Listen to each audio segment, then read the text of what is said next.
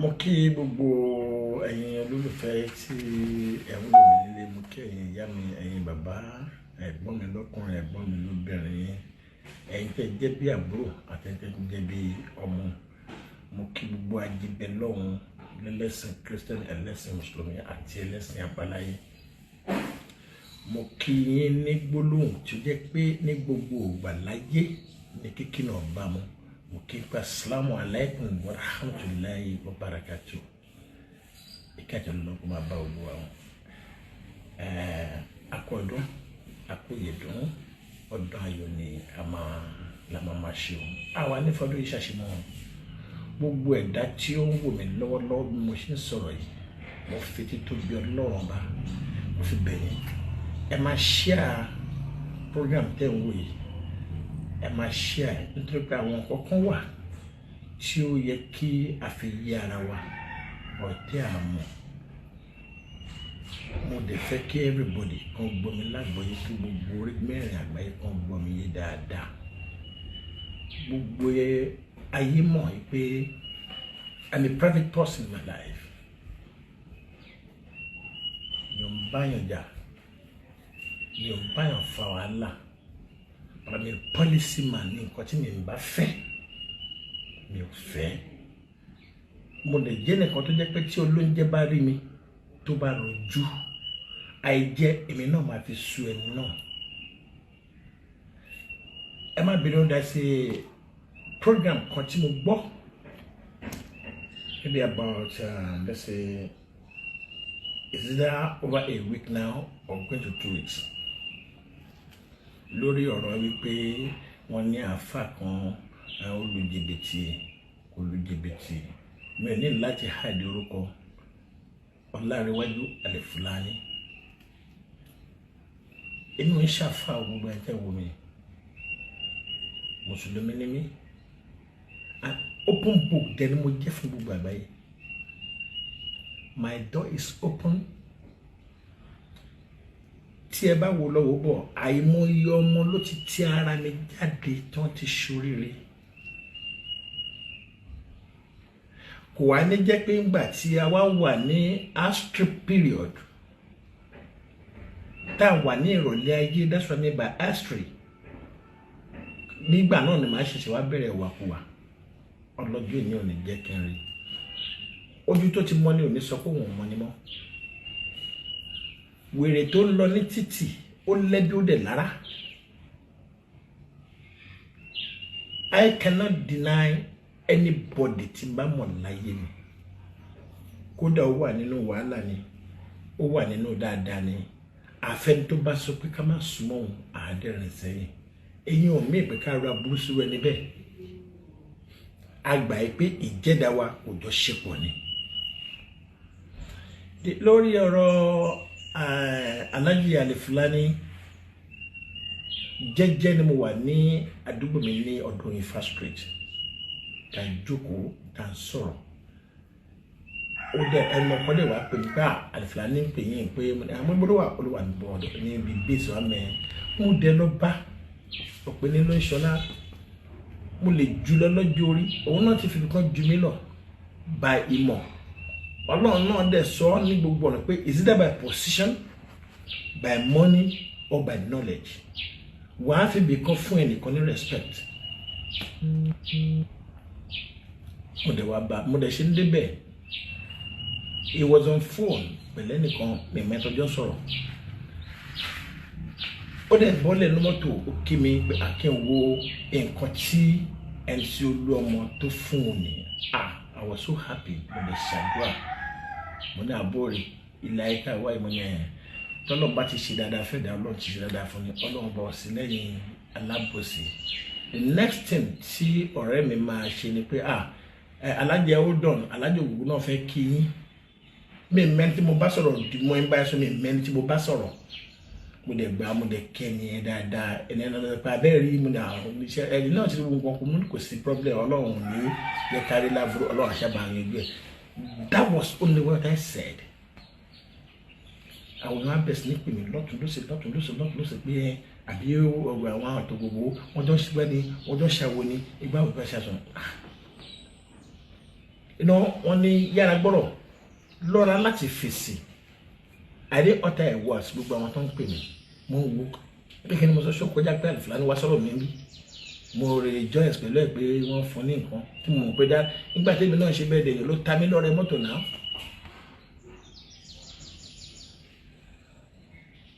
ó wá di ọjọ́ kẹta àbí ọjọ́ kẹrin mo kàn bọ́ sórí fóònù mo wá rí pé there's a program kan it's like somebody ẹni yẹn deliberately send it to me mo wá wò mo wá rí pé picture mi wà ń bẹ̀ Alifulany wà ń bẹ̀ àti man tó ń ṣe program yìí I think his name is Saheed olórúkọ ọmọ mi kan ni also mo wá farabalẹ̀ mo wá rí pé issue Alifulany ni wọ́n ń drag tí gbogbo ibi tó lọ bí wọ́n ṣe fún lówó bí wọ́n ṣe fún nílẹ̀ tán ló máa kọ́ mọ́ṣáláṣí tán ló máa ṣe gbá mo rí pé òun ni wọ́n fà mí tí ìgbọ́n kankan tó jọmọ́ tèmi but nísàlẹ̀ kíní I think it's a live program mo ṣáà rí pé kí ni Ògògó ṣe o kí ni fọ́tò Ògògó wọn bẹ Ògògó Sàràmà this and that mo ṣáà mo ń wò pé ìgbólórúkọ mi ti fẹ́ jáde ṣá but at the end of the program ẹni tó wá kọ program wa sọ pé Alhaji Taiwo Hassan mo rò pé iná rí bí gbogbo nǹkan ṣe rí báyìí sí ṣe rí wípé kì í ṣe pé ọ̀rọ̀ pé à ń fi nǹkan ṣe àbòsí lórí mo rò pé that person tried to correct me bóyá lórí ọ̀rọ̀ tí mo sọ pẹ̀lú Alifulany lórí ibi tí mo ti bá èèyàn sọ̀rọ̀ àbúdé wo gbọ́dọ̀ wà mi rò pé mo sọ nǹkan tó bá náà jù bọ̀ mo fẹ́ kí gbogbo ẹ̀yin àgbáyé kẹrí pé délẹ́tò tí mo sọ nìyẹn bọ̀ ohun tó kàn bá mi inú jẹ́ jù ni pé lánàá somebody call me I don't want to mention it ẹni náà dẹ̀ fún òun lè bá mi sọ̀rọ̀ ṣùgbọ́n mi gbọ́dọ̀ respond bẹ́ẹ̀ nítorí pé we are creature of wisdom ọ̀tọ̀ ní somebody ẹ̀ẹ́dùn wọ́n bá ní intelligence line nìkan ní intelligence tó ti gbé wẹ́ àwọn tó ní intelligence they can argue to dismantle anything ẹni tó ní wisdom ó máa fara balẹ̀ láti yanjú ọ̀rọ̀ ni ẹ̀yin lóyìnbó lẹ sọ bẹ́ẹ̀ ó sọ ọ̀rọ̀ yẹn pé wọ́n gbá Alifulany wá sórí program Alifulany said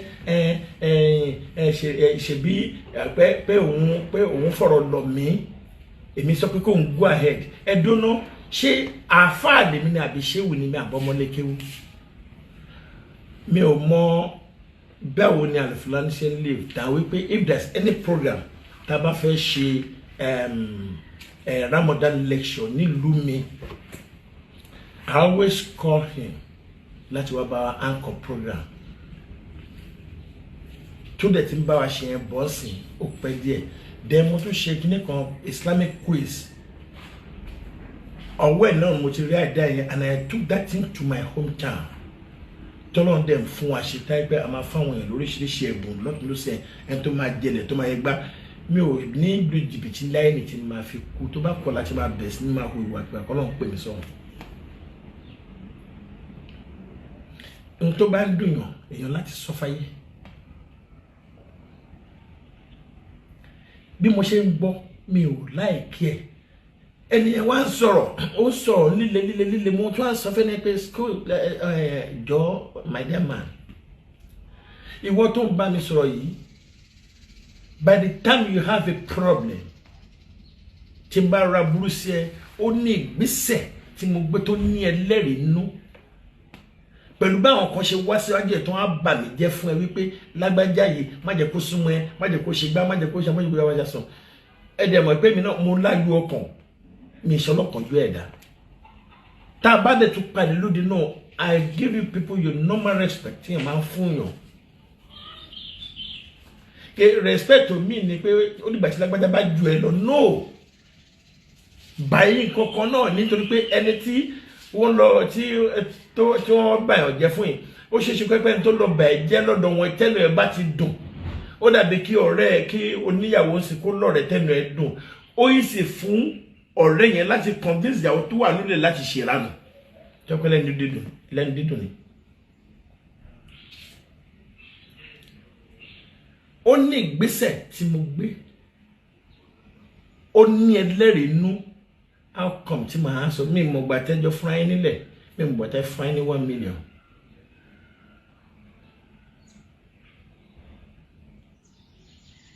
Bí area ibẹ̀ yẹn bó ṣe jẹ́ nìyẹn. Then Alifulany, I'm sorry, òtọ́rọ̀ nílé nìkan má bara wa sọ nítorí pé kí ni onírú wí ẹlẹ́yìn wí làkàṣègbè sọ the same thing ní everybody sọ lé lórí. It will be better for you to ẹ pé lóòótọ́ bó ṣe rí nìyẹn tó bá ṣe pé bó ṣe rí nìyẹn try to change. Nítorí pé kí ni èèyàn tó fún ẹ nílẹ̀ tó ní ẹ fi kọ́ mọ́ṣáláṣí he said it ó ní mo fún he said it ó ní òun fún ẹ ní 1 acre of land pé ẹ fẹ́ fi kọ́lé kéwà àti ilé mọ́ṣáláṣí with 1 million naira. Ẹ̀sà tó bá ṣe pé èmi náà ni mo ṣe báyẹn fún yàn tí mi wá padà rí ìgbésẹ̀ pé nìyẹn ń kọ́ sùkú àbò ń kọ́ mọ́ṣáláṣí tó á jẹ́ pé ilé gbígbé ló ń kọ́ sórí ẹ̀ tí mi tún sọ̀rọ̀. Àwọn nígbà tí wọ́n pè sórí program Alifulany wọ́n ní nǹkan tó sọ ní pé ẹni tó fún yín nílẹ̀ yẹn nítorí pé ó ní problem lẹ́yìn ṣe fẹ́ fìbẹ̀ kọ́ mọ́ṣáláṣí mọ́. Kẹ́kọ́ mọ́ṣáláṣí sórí ẹ̀ ó lóore ju pé ilé tẹ́kọ́ sórí ẹ̀ lọ àsọ̀rọ̀ ẹ̀yìn náà àfa náà lẹ́kọ̀ọ́ wa. Ẹnìyẹn lóhun ò tún sọ̀rọ̀. Not to actually, but tell all that statement, tell all time. It's not the best. You are still my friend, mean the deny lie. But it's to bury me about what you da. To they correct me pé sati ṣe dáadáa. Màá yà fún ọ̀rẹ́ mi ní bá ṣe mọ́ láíláí. I have a brother tájọ́ máa ń káàkiri. Mo jẹ́ nìkan jẹ́ pé mo tí nǹkan mi bá ṣẹlẹ̀ bá tó bá sàtì mi lè tàn yín ẹ̀rọ kékeré ẹ̀ka lámọ̀ dá àbúrò mi ni bóyá máa bá mi sọ̀rọ̀ ẹ̀rọ kò bá àbẹ̀gbẹ́ ló ń bá sọ̀rọ̀ ni ọ̀pọ̀lọpọ̀ mi ò sí mẹ́gbà tó ń bá mi sọ̀ but ẹ̀dá tó bá jẹ́ pé policy man á máa dó lórí pé policy wọn àbí nǹkan tó gbé lórí àbí nǹkan tó yẹ pé tí policy náà bá kọ̀ lápọ̀jù ńgbà míì náà ayé máa sọ ẹ́ di nǹkan míì ni. Èyàn sọ̀rọ̀ Amẹ́ríkà àríyàn náà tó tún dìde àwọn náà méjì wọ́n tún wà Nàìjíríà ń báyìí Alhaji Alifulany please in the name of Almighty Allah gbogbo bí táyà kẹ́ tún ṣe túnbẹ̀ ṣe o I'm only saying this kì í ṣe gbogbo ẹ̀rù kan bà mí àbí kankan ṣùgbọ́n mo ń sọ fún gbogbo àgbáyé because bẹ́ẹ̀ nìyẹn ṣe ń bá mi sọ̀rọ̀ ohun lílo fi ń bá mi sọ̀rọ̀ if anything happens to my side wọ́n á mọ ibi tó máa trace ẹ̀ sí. I don't need to mention name on public, but gbogbo àwọn tó yẹ kí n sọ fún mo bẹ̀ látòrí kábíyèsí mi ni mo sọ ẹni báyìí mo sọ ọ́ dọ́dọ̀ Aláàfin àwọn tó ní mí nìyẹn gbogbo àwọn IBD wọ́n I've called them báyìí ni mo gbọ́ báyìí mo rí bẹ́ẹ̀ ni dẹ́ ṣe bá mi sọ̀rọ̀ ó ti is too harsh for me. Assalamu alaikum warahmatullahi wabarakatuh. Ọlọ́run bá láti lọ́kọ̀ fi ìgbà tó dùn wá ṣe gan ẹ máa jọ ọ́ bẹ́ẹ̀ ṣe gbọ́ yìí ẹ máa bá mi share fún gbogbo àgbáyé ni mo fẹ́ kí wọ́n máa gbọ́ nǹkan tí mo sọ yìí ọdún ayọ̀ la máa ṣe o àní pẹ̀lú lágbára Ọlọ́run. Thank you very much. I love you all. God bless. Alhamdulillahi Rabbil Alamin. Alhamdulillah. Alhamdulillah. Ẹ̀yin olólùfẹ́ rí adúpẹ́ o. Alhamdulilayi ni a bá mi tẹ̀. Alhamdulilayi ni mo ní di o. Alhamdulilayi.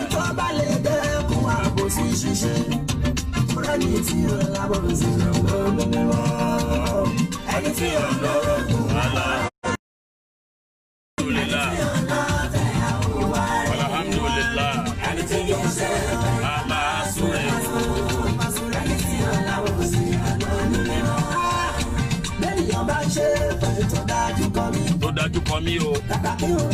Bẹ́ẹ̀ sọ̀rọ̀ rẹ̀. Níwọ̀n ìgbà tí mo bá ti hùwà ìpè. Ìwọ tó mọ̀jú kó máa ṣe pé láyé ṣòwò. Gbogbo ìjà ló.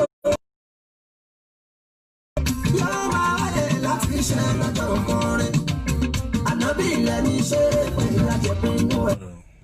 ànábì ilẹ̀ ní ṣe é pé ajẹ́ nínú ẹ̀ o ẹ̀wọ̀n tẹ́mi fẹ́ kẹ́ ẹ má bá mi tẹ̀ alhamdulilayi ni o wàláì alhamdulilayi nìkan ni mo kàn fẹ́ alhamdulilayi alhamdulilayi alhamdulilayi alhamdulilayi alhamdulilayi alhamdulilayi alhamdulilayi rabbil alamin nǹkan tí mo kàn. ṣé wùlẹ̀ alita. ẹni tí ò náà fẹ́ àkúwá rẹ̀ ẹni tí kì í ṣe bẹ́ẹ̀ máa súrẹ̀ o ẹni tí ò náwó sí àlọ́ lórí wọn.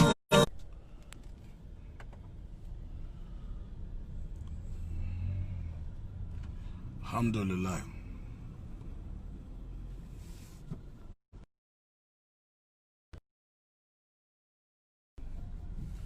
alhamdulilayi rabbil ẹ wá kéèyàn jó fún ayọ̀ ẹni Ọlọ́run bá sọ̀rọ̀ fún tí o bá lè jó tí o bá lè yọ̀ ọ̀tá Ọlọ́run lónítọ̀hún yẹn o tó yẹ kí n bá mọ jójó lé ni màá ma kó mọ́lẹ̀ báyìí ni torí pé oore ńlá èyí lọ́lọ́run ṣe mo sùn lálẹ́ àná mo jí láàárọ̀ yìí kò sí lélẹ́yìn nínú èrò mi kò sí nínú pílánì mi kò sí nínú ní tí mo rọkàn ẹnìkan dẹ̀ wò mí sùsùn ó dẹ̀ fi kọ́kọ́rọ́ mọ́tò lé mi lọ́wọ́ ní mọ́tò tuntun ní mọ́tò ńlá Ọlọ́run ṣe mo dúpẹ́ o wọ́n la pinnu mi ń dùn báyìí gbogbo ẹ̀yin tẹ́ wà lórí ètò yìí ní agbára títọ́ Ọlọ́run kọ́kọ́rọ́ ayọ̀ yín tàwọn ọmọ yín Ọlọ́run bá ń gbé lé yín lọ́wọ́ ọlágbára Ọlọ́run mo really appreciate yín púpọ̀ àdúrà ní gba agbára kọ́ o àdúrà ní gba agbára kọ́ o àdúrà yín gbà o àdúrà yín gbà o àdúrà yín gbà o àdúrà yín gbà o àdúrà yín gbà o Ọlọ́run ní dá yín dára yín o àdúrà yín gbà o alhamdulillah alhamdulillah alhamdulillah alhamdulillah rabbil alamin ìjọ pẹ́rẹ́ o Allahu akbar Allahu akbar Allahu akbar Allahu akbar Allahu akbar alhamdulillah gbogbo ẹ̀yin olóríire.